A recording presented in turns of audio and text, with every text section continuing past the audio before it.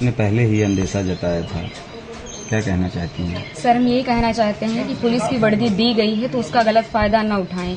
जिसके ऊपर 36 केस है उसका भी इनकाउंटर करवा देते, जिसके ऊपर 1 केस है बेगुनाह है उनका भी इनकाउंटर करवा दिए हैं ये लोग। अगर इसमें 15 लोग शामिल हैं, 14 लोग शामिल हैं तो सबका इनकाउंटर होना चाहिए। ये जो दिखाते हैं ना, ये कानून वास्तव में अंधा है, कोई इंसाफ नहीं मिल रहा है। हम लोगों के ऊपर क्या बीत रही है, हम लोगों की माँ भी नहीं है, पिता हैं हमारे बड़े भाई थे। अगर हमारे पिता कुछ हो गया तो हम लोग सारे कौन थे? हमारे भाई ही तो थे। उन लोगों ने उनका भी बेरहमी से एनकाउंटर कर दिया। हम यही चाहते हैं कि सबका एनकाउंटर हो, इंसाफ मिले।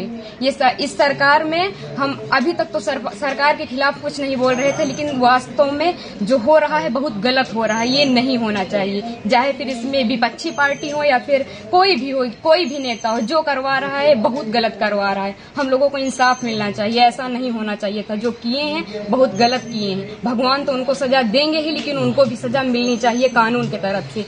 अगर कोई गुनाह करता है तो उसकी सजा कोर्ट देता है, ना कि पुलिस ऐसे एनकाउंटर कर देगा।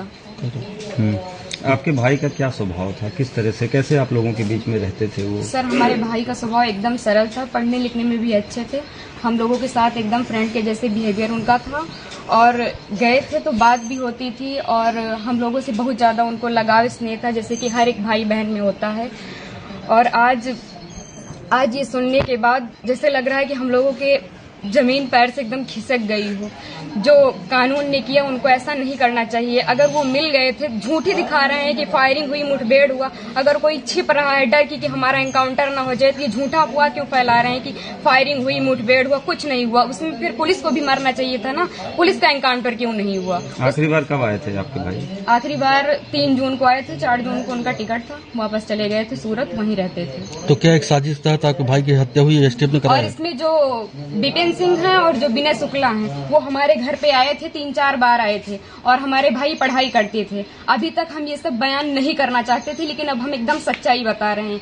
वो लोग उनको लालच देके कि ऐसा गाड़ी होगा, बंगला होगा, वगैरह वगैरह, जबकि भगवान का दिया सब कुछ हम लोगों के पास है, सब कुछ है। लेकिन फिर भी उन लोगों ने लालच दिया, और लालच में ले जाकर उनको सूरत में एक केस में फंसा दिया। उसके बाद वो थे कि नहीं थे न, ये हम लोगों को पता है।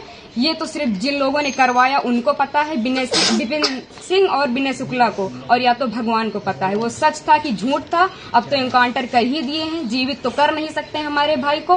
बस हम ये चाहते हैं कि जिन्होंने एनकाउंटर किया उनके ऊपर केस होना चाहिए, कि अगर कोई गुनाह होता है तो उसकी सजा कोर्ट देगा, ना कि एसटीएफ वाले या फिर पुलिस वाले। बस हम यही चाहते हैं। ठीक।